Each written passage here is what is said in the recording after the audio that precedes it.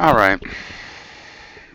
I'm going to talk about this phrase, leader of the free world, really bothers me. Bernie Sanders' town hall, Chris Cuomo, who's really an annoying person and should be hosting a talk show.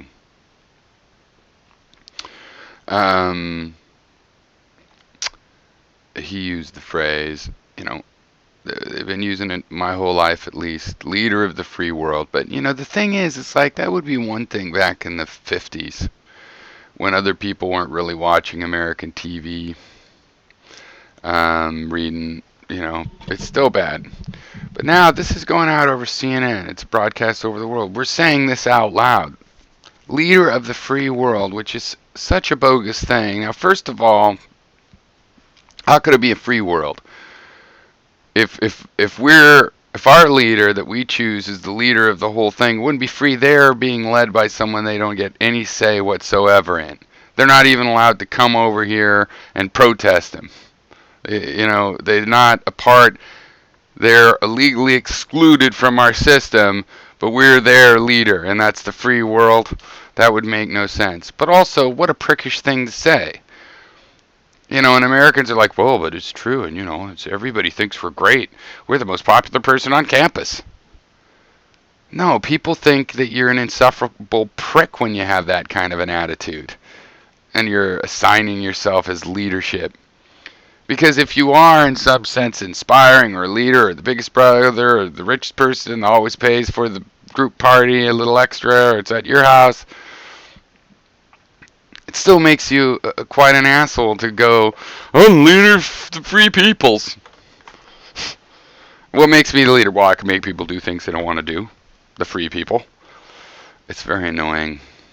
Now, Chris Anderson, who's been making some great videos, specifically back and forth to Tommy. Tommy wanted to torture those kids that tortured that mentally disabled kid.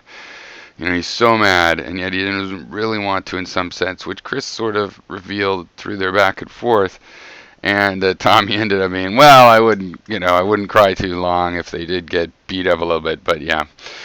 And the thing there I thought was interesting, and Chris, I don't know, his hard case back. I could be vindicated in this whole thing. My whole prediction that he was going to be a working class intellectual for the ages, that could still happen. And they both talked about really touching personal experiences with heavily violent, abusive stepfathers. And they both used it in their discussion, I want to say in their argument, but really in their discussion of their perspectives, very powerfully and then in opposite directions. Though I think Tommy, who's to me seems like a very peaceful person in some level. Not that he's always been peaceful or anything like that. And again, his experiences talk to this kind of a thing, but seems like he's not a person that goes and tries to create trouble with people that are being friendly. Peaceful in that sense. And he doesn't strike you as the kind of person who really would want to torture somebody. Chris called him on that at one point. It's like, well, if we're going to cut the balls off of these guys, here's the snippers. I don't see you being the one that wants to do it.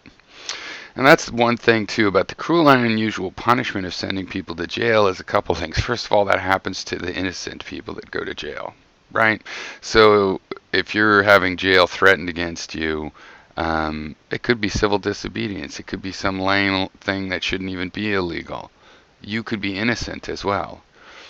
And you're going to get that punishment. And also, who's empowered in that situation? Not everybody that goes to prison has to worry about that. Now, granted, a lot of the people who don't worry about it find out they get beat down and they should have worried. Somebody in there goes to the top of the heap. It's a meritocracy for some weird merit they possess.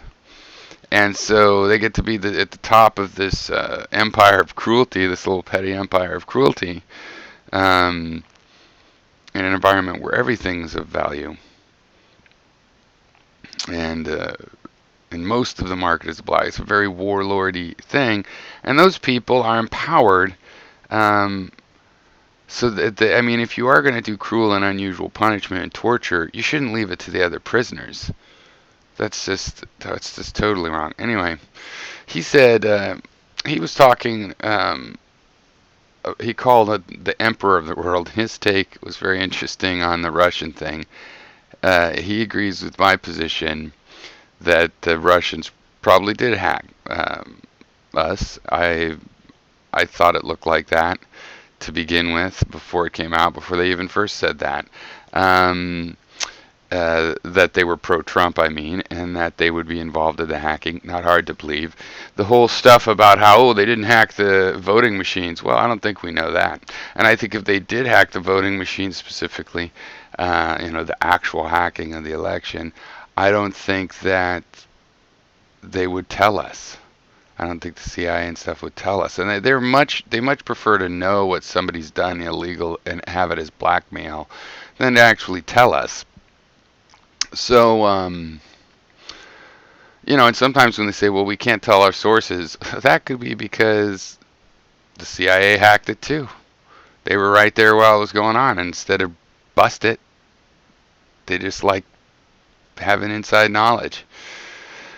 Though what really looks like happened is with the 70,000 votes where people cast votes in the election in Michigan or wherever it was and didn't, but not for president for some reason. I think votes like that get thrown out and things like this do happen.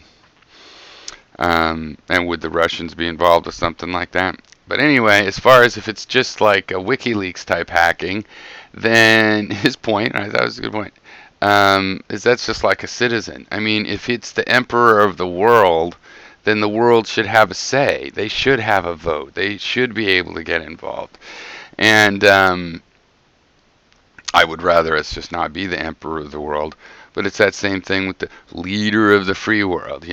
We call ourselves that just in the open, not just in ironic pieces in the Sunday magazine, not just sternly put, we have a responsibility or something in The Economist or whatever. No, right there on the lame CNN, and they just say that, then, yeah, I mean, that sort of has, if we're their leader, then we have responsibilities to them. The leader is not a slave situation. The leader has responsibility. So anyway, that's always kind of bugged me, and I wish we'd just get over that. I think it just shows how psychotic, because on a personal level, you want to say immigrants could come into the country and people are like, would you let people you didn't know into your living room? And I'm like, that's not my country. The outside in the woods is not like my fucking living room, okay? It's outside in the woods. Yeah, I'd risk that. And yet, they don't realize that if you tell the whole world, we're the leader of all you guys, that's like a person that would say that in a group of people. The person would come across that way. They're throwing a party. I'm the leader of all you guys. I got you to come over here. These are my beers. One thing's the living room, but that's not like. So but that's just the oldest, most traditional American exceptionalism. But you'd think we'd get over it. I mean, now that we're having celebrities from all over the world, much more, and we know the world exists now, and are exposed to it, you'd think people would have more shame. But they don't. Okay, I'm going to make another video here real quick.